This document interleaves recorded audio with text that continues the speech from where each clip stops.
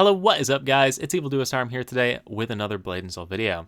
In today's video, we're going to be taking a look at the different types of food buffs that are available in the game, which ones stack, and which ones you should use to speed up your clears, or how to use them to speed up your clears, be able to clear content that you normally couldn't, or just generally improve your gameplay.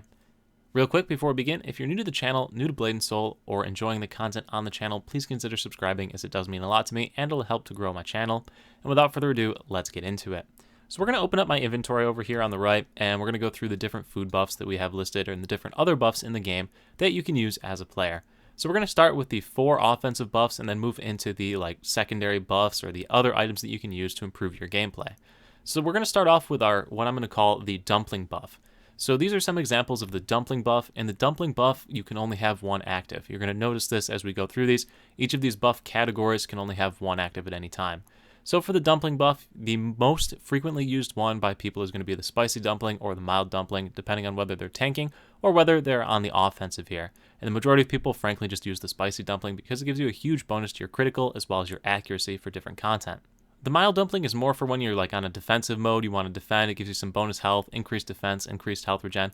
Good if you're tanking or if you're just missing out on just enough health to be able to do the mechanics for VT or something. Great buff to have. The other 2 buffs that are in this category, anniversary cupcakes or event buffs that follow the dumpling path, as well as the lucky dumpling, they give you lesser stats, so they're not as effective. If you have them and you're just generally playing around and want to get some bonus stats, it's a good time to use them, not really worth saving up for higher level content. The next buff we're going to look at is the raid buff. We're going to call this one the raid buff. So the raid buff also comes in a few different forms. We have these elixirs that you get for completing your daily challenge, and then there's generally event versions that are either equivalent or worse. You can see these homemade cookies have less damage reduction than the elixir that you get for completing your dailies. So not as useful, but they're still there. They come at various times during the year. They're all categorized under the raid buff section. So in order to use a raid buff, you need to be in a raid. So inside of a raid area, you can activate these buffs. You can only have one active at any given time. You can read through them and see what they give you as far as stats. For the most part, people also pick the offensive option here, the red one, or the roast turkey if you have the Thanksgiving ones left over, just because more damage, faster clears. Everybody's all about the fastest clear in Blade and Soul. The next item we're going to take a look at are going to be the sojus. So there are 2 types of soju. We have the Dokkaebi and Dokkaebi soju, as well as the Imperial soju. The Imperial soju is better than the Dokkaebi soju because it is about 5 times better attack power and also gives you critical damage stacks, and you can stack these up to 3 times each. So you can get a lot of bonus stats from both of these items. Obviously, the Imperial soju is harder to come by, so really only use it if you absolutely have to. But if you do need that little bit of extra damage over the top, you're going to want to use this. The final offensive stat boosting item we're going to look at is going to be the Friendship Charm, or the basically dungeon PvE content booster. We're going to call it the Charm buff. So the Charm buff, you have 2 options here as far as I know. You have the Heroic Friendship Charm, or you have the Chocolate Delight buff from a Valentine's event. Both of these buffs do not stack with each other. You have to pick one or the other, and obviously the Chocolate Delight buff is much, much stronger, huge bonus stats on everything, but the Heroic Friendship Charm can work for a little bit as well. In order to use both of these, you need to be in a dungeon. So if you're trying to use these on a raid, get your entire raid party, all 6 of you, and hop into a nearby dungeon. For example, if you're doing Skybreak Spire, Naryu Foundry is right next door to Skybreak Spire. When you get into the dungeon, you can use the Heroic Friendship Charm or the Chocolate Delight, and then you can hop on out of the area and jump back into the actual dungeon or the raid or whatever you're running, and you'll still have the Chocolate Delight buff. We'll show you this here in a second.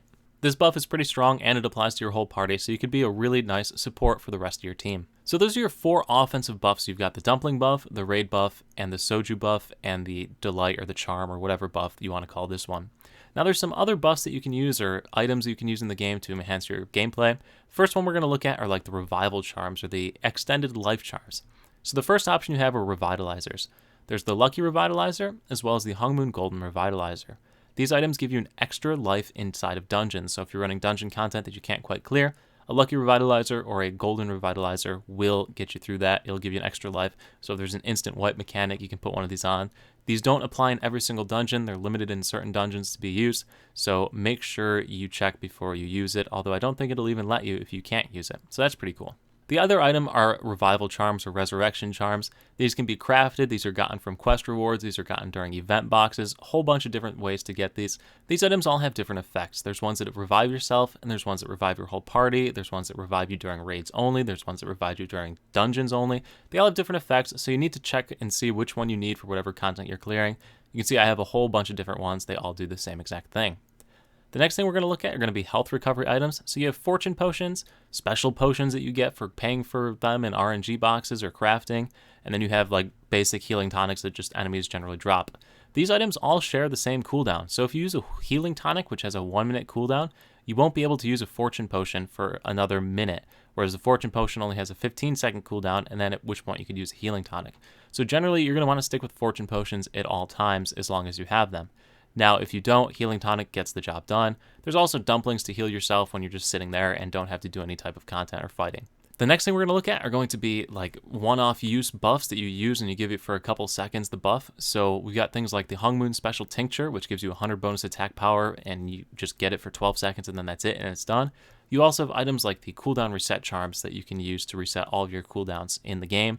So if you want to use Big Brain Move right here, you could actually use a healing tonic and then use the Hung Moon cooldown reset charm, and that'll reset the healing tonic, and then you can use a fortune potion, because, you know, that's what an absolute legend of Blade and Soul would do.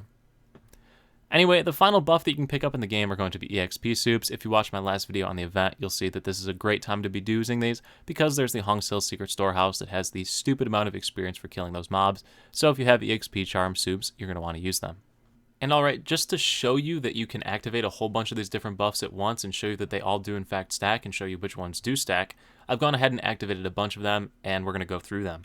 So I do have a dumpling buff, as we already discussed, activated. So my dumpling buff is located right here. It's the satisfied buff. I used one of the mild dumplings. These dumpling buffs do not stack. You can only pick one of these different dumpling buffs in quotations. The next thing I've done is activated one of my sojus. Once again, you can only activate one of the different sojus. So whichever one you activate will give you the soju bonus that goes to this attributes bonus, this red arrow up. The next thing that you can only activate one of is either a heroic friendship charm or a chocolate delight. So I used my chocolate delight. I have the prime survival option. As discussed in the video, if you want to use one of these buffs inside of a raid, you do need to move to a dungeon next door. So for example, Skybreak Spire, you have Naryu Foundry right next door. Go over there with your whole party, use it, and you'll have the buff. The final buff that we're going to pick up is going to be one of the raid-specific buffs. Like we said, we have all these different raid buffs. So if I just go ahead and use the excellent Elixir of Resilience, you see it pops up right here. And I've now gotten 30% damage reduction. So I've stacked all of these 4 offensive buffs on my character, which is really awesome if you're trying to speedrun content or put you over the top to be able to clear different content in the game. But anyway, guys, that is basically going to be it for this video. I do hope it gives you an idea on the different buffs that are available in Blade and Soul and that you can use, which ones stack, how to use them most efficiently. If this video did help you, make sure to leave a like, check out some of the other videos on the channel, and make sure you're subscribed so you stay updated when new content comes out. Thank you so much for watching. I'll see you in the next stream, video, or wherever I happen to see you. Peace.